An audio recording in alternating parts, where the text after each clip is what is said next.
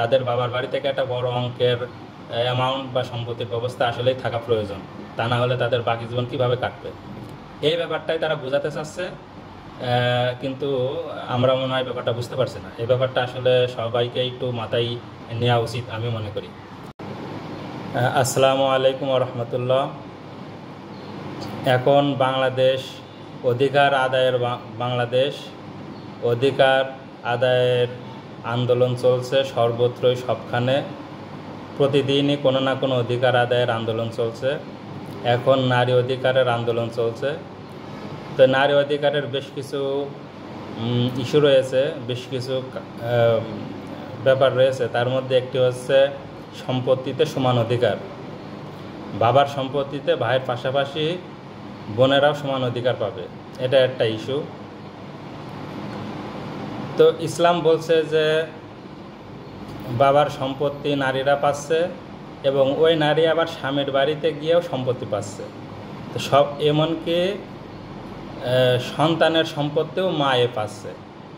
তো একজন নারী 3 জায়গা থেকে সম্পত্তি পাচ্ছে এবং তার কোনো দায়িত্ব নাই, দায়িত্ব নাই, সামাজিক এবং পারিবারিক কোনো কমিটমেন্ট তার নাই, যার কারণে তার সম্পত্তিটা পুরোটাই তার হাতে থেকে যাচ্ছে, তার কোথাও খরচের জায়গা নাই।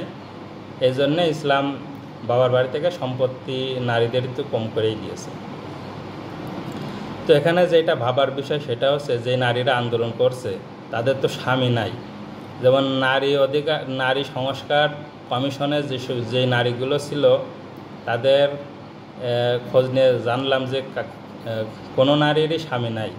যেমন তার মধ্যে একজন ডক্টর জাফরুল্লাহ চৌধুরী মৃত, ওনার ওয়াইফও আছে, ওনার তো স্বামী নাই এখন আপাতত। তো এখন যারা নবীন নারীরা আন্দোলন করছে এদের তো স্বামী নাই, হয়তো বা কারো স্বামী ছিল, এখন আপাতত তাদের স্বামী নাই, ডিভোর্সি। এবং তাদের একটা চিন্তাধারা, তারা ভবিষ্যতে স্বামীর ঘরে যাবেও না, যেহেতু তারা নারীদের যৌনকর্মীর লাইসেন্স আছে, তো তাদের স্বামীর ঘরে যাওয়ারও প্রয়োজন নাই।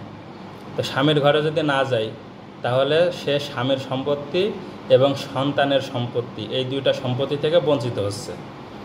তাহলে শুধু পাচ্ছে বাবার সম্পত্তি। তাহলে বাবার সম্পত্তি যদি সামান্য সম্পত্তি পায় তারা, তাহলে তো তাদের ভবিষ্যৎ অন্ধকার। তারা তো একটা হিউজ পরিমাণের সম্পত্তির মালিক হতে পারছে না। তো যেহেতু স্বামী এবং সন্তানের সম্পত্তি তারা পাচ্ছে না, তাহলে ওই গ্যাপটা পূরণ করতে হবে বাবার সম্পত্তি দিয়ে। এই জন্যই তারা মূলত বাবার সম্পত্তিতে সমান অধিকার চাচ্ছে। তো যারা স্বামীর ঘরে যাবে না এবং যার ইচ্ছাও নাই, তাদের এই আন্দোলনটা মূলত সরকার এবং সমাজকর্মীদের এই ব্যাপারটা আসলেই বিবেচনার ব্যাপার।